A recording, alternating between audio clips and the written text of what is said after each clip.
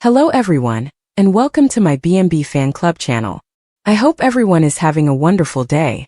Before we begin, please hit the subscribe button and give this video a thumbs up. The hospital corridor smelled like bleach and stale coffee that had been warmed too many times in a microwave down the hall. Liam Spencer stood with his back to the wall, arms crossed so tightly that his knuckles had turned white.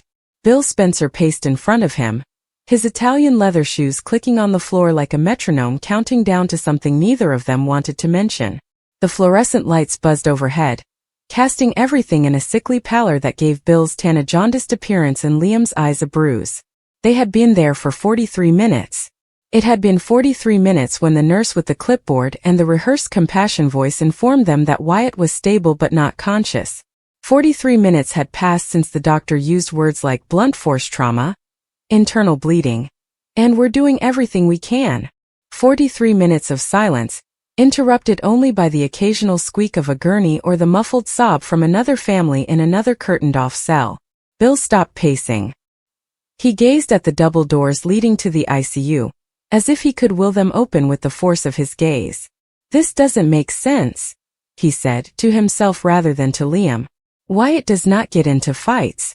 He does not drive drunk. He doesn't." His voice cracked with the final syllable, and he swallowed hard, the sound apparent in the sterile silence. Liam pushed off the wall. "We're not sure what happened, Dad. Not yet." His voice was firm, but his hands trembled as he put them into his pants pockets. He kept reliving the phone call from the highway patrol. Wrong number, they said at first, until they recognized it was Wyatt's license in the wallet they discovered crumpled on the passenger seat. The car had been totaled, wrapped around a barrier along the Pacific Coast Highway. There were no other automobiles engaged. There are no skid marks. Just Wyatt, unconscious and drenched in blood and glass. Bill turned to face him with wild eyes. So what the hell was he doing out there at 2 in the morning? He was supposed to be in the cabin with Sally. She addressed me as Liam. She was hilarious. He said he departed after the fight. Something about the divorce paperwork. About her wanting full custody. He pulled a hand through his hair, dislodging the immaculate styling he'd worked on for 20 minutes that morning. "I urged him to let the attorneys handle the situation. I told him." "You couldn't have known," Liam replied, but his words tasted like ash. He remembered the last time he'd seen Wyatt 3 days earlier at Spencer Publications. Wyatt had been quieter than usual, his smile barely reaching his eyes. Liam had inquired if everything was all right. Wyatt shrugged and replied, "Just life, bro, you know how it goes." Liam had not pushed. He'd been preoccupied with his own problems, hope, the children, and the never-ending cycle of forgiveness and regret. He had not pressed. The doors swung open and a doctor walked out, his scrub soaked with exertion and a mask dropping from one ear. She was young, perhaps 35. With black circles under her eyes that indicated too many double shifts. "Mr. Spencer?" she inquired, peering between them. Bill moved forward. "Both of us. How is he?" She hesitated, as you do when you're about to give news that would rock someone's world. "He is out of surgery. The spleen was burst and we had to remove it. There is a concussion, 3 broken ribs, and a shattered femur. The internal bleeding is under control, but..." She paused, shifting her attention to Liam and back to Bill. "He has not woken up. We're keeping him sedated to treat the swelling in his brain. The next 24 hours are critical," Bill said, clenching his jaw. "Can we see him?" She nodded. "Briefly. One at a time." Bill went first. Liam watched him disappear through the doors, shoulders stooped like a man carrying a burden too big for his stature. He wanted to follow, but the nurse behind the counter shook her head. "Family only, sir." "Immediate family." Liam nearly laughed. Immediate family. As if the Spencer family tree wasn't a twisted web of half-truths and common DNA. He sunk into a plastic chair that squeaked with every movement and glanced at the vending machine across the hallway. It hummed gently while serving stale snacks and flat Coke. He hadn't eaten since yesterday, and the notion of eating made his stomach lurch. His phone vibrated. Hope. Again. He'd ignored her first 3 calls, too numb to respond. He responded this time, keeping his voice quiet. "Hey. Liam, oh God. Steffi just informed me. Is this true? Is Wyatt in the hospital? Her voice was full with tears. Yeah. He's currently in surgery. Was. He's gone now, he said, rubbing his face. It's horrible, Hope. I'll come down there. I'll bring Kelly and Beth. No, he swiftly said. Not yet. This is not a suitable environment for children. Just stick with them. I'll call you when I know more. There was a gap that seemed too lengthy. What happened, Liam? I'm not sure.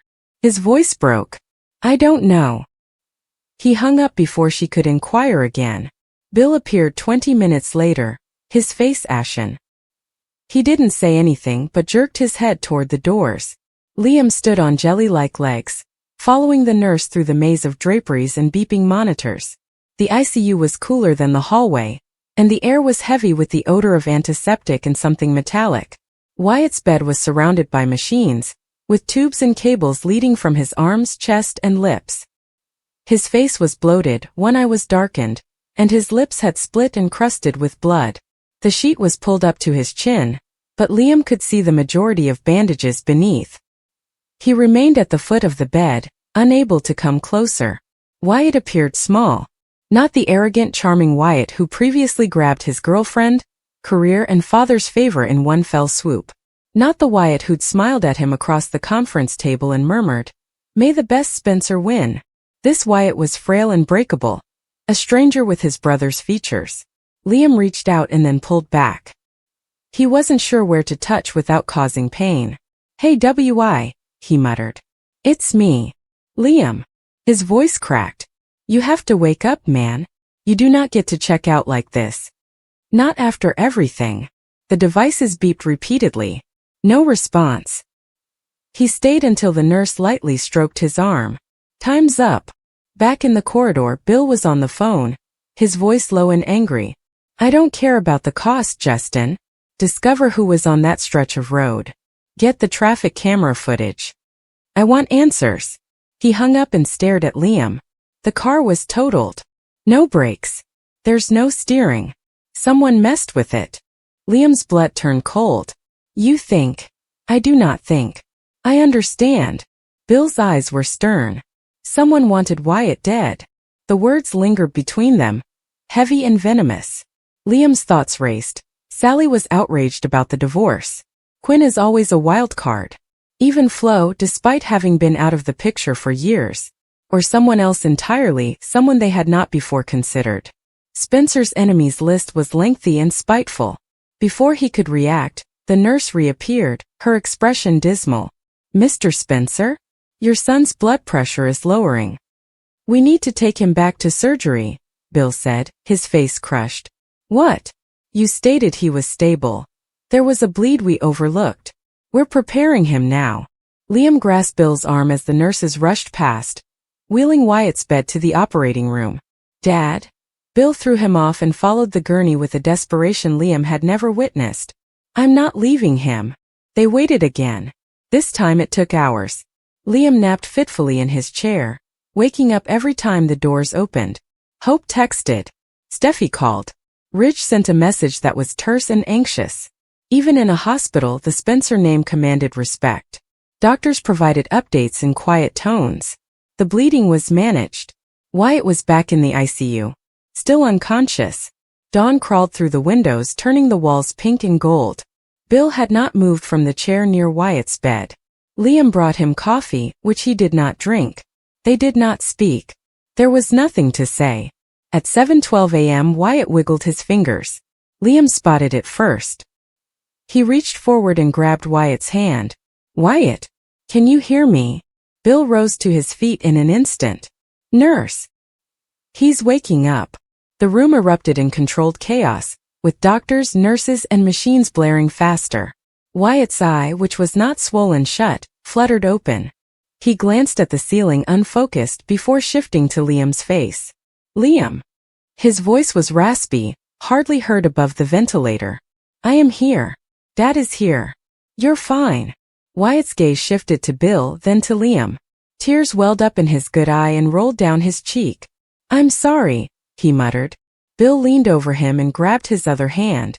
"For what, son? You are alive. That is all that matters. Wyatt shook his head, the motion slight and unpleasant. The car. I didn't mean. He broke down. I just wanted it to stop. Liam's heart stopped. What do you mean? Wyatt's eyes closed. There's fighting. The custody. Sally stated I was a lousy father. That I would wreck him. I just drove. Fast. Didn't care. I thought if I... He trailed off, his face etched with shame. I'm sorry. Bill's grip tightened. Listen to me, Wyatt Spencer. You don't get to give up. Not for your son. It's not on us. Do you hear me? Wyatt nodded barely. The doctor told them to leave again, citing the need for rest and surveillance. Liam approached Bill in the hall. What did he do to himself? Bill's expression was stony. He was harmed. People do stupid things when they are hurting. But the breaks? A coincidence? Or wear and tear? Justin will confirm, Bill said flatly, but his eyes were haunted. He did not try to kill himself, Liam. Liam collapsed to the floor and leaned against the wall, seemingly unconcerned about his survival. The weight of it fell on him.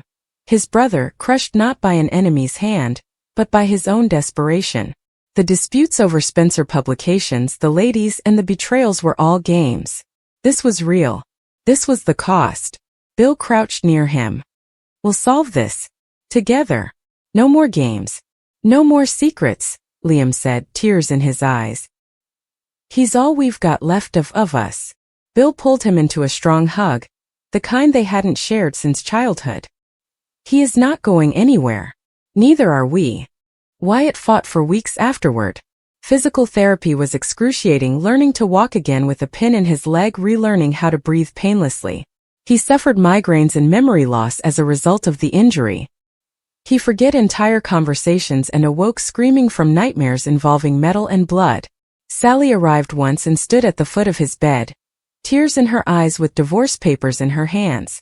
Wyatt signed them without saying a word. She departed in tears. He didn't watch her leave.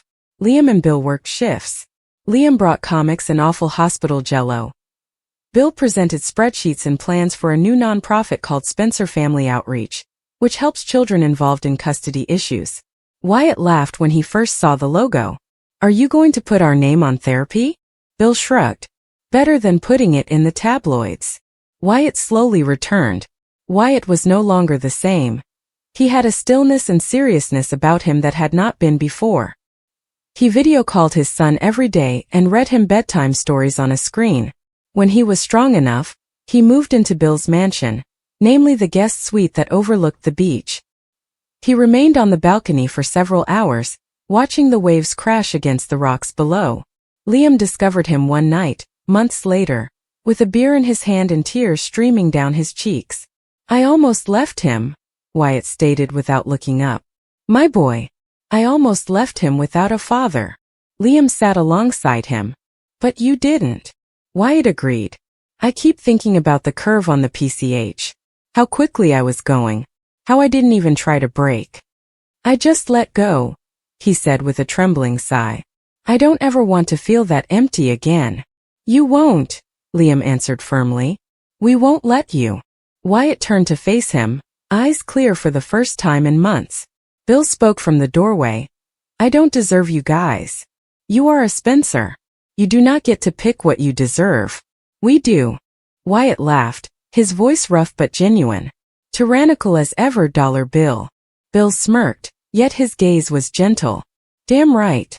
They sat there till the stars came out. Three brothers connected not only by blood but also by the frail, furious thread of survival. Wyatt still carried physical and emotional scars. He would never run Spencer Publications again in the same way he had before. But he launched a blog, first anonymous, about fatherhood, failure, and second chances. It went viral. Parents wrote to him. Children in custody fights sent drawings. He read each one. 1 year to the day after the accident, Wyatt stood on the same curve on the PC. The railing had been replaced and the asphalt fixed. He soldered a little plate to the metal. For those who almost didn't make it. You are enough. Liam and Bill stood behind him silently. The wind blasted through their hair, carrying the salt from the sea and the weight of what had nearly been lost. Wyatt turned to them, his eyes sparkling. "I'm not fixed," he replied. Bill clasped him on the shoulder and said, "But I'm here." "That's all we ever asked for," Liam said with a genuine smile, his first in a year. "Race you to the car?" Wyatt grinned, the old spark returning to life. "You're on, little brother." They bolted, three big men laughing like boys, the sound ringing over the cliffs and into the endless blue beyond. The road stretched ahead, damaged yet intact. And for the first time in years they drove together. The morning sun poured through Bill Spencer's office shutters, leaving long golden streaks on the floor. The slight hum of Los Angeles below could just be heard through the glass walls, but the silence inside was more intense than usual. Bill sat behind his desk, looking at the message on his phone for the 5th time. Liam stood nearby and paced. Neither of them expected the call. "Wyatt's in bad shape," the voice continued. "You should come." There are no details. No context. Just those words and an incongruous location. A rundown apartment on the city's east side. Now Liam was the first to break the silence. "Dad, what do you think happened to him? He hasn't responded to any of my texts in weeks. I assumed he was going with Flo again." Bill grimaced and laid the phone down. "So did I. Last I heard, he was in San Diego working on that technology transaction. Something isn't right." Liam's hands trembled slightly. He had always been the one who worried first, felt first, and acted second. Bill, as usual, tried to hide his concern behind his hard veneer, but the tension in his jaw betrayed him. "Let's go," Bill finally murmured, getting up. "We'll find out for ourselves." The drive across town seemed longer than it was. Liam glanced out the window, recalling every recent memory of his brother. Wyatt's easy laugh, the way he always found humor in disorder, and how he backed his father when everyone else doubted him. But underlying it, there was always something vulnerable. Wyatt hid his loneliness. Bill tightened his hold on the driving wheel as they reached the address.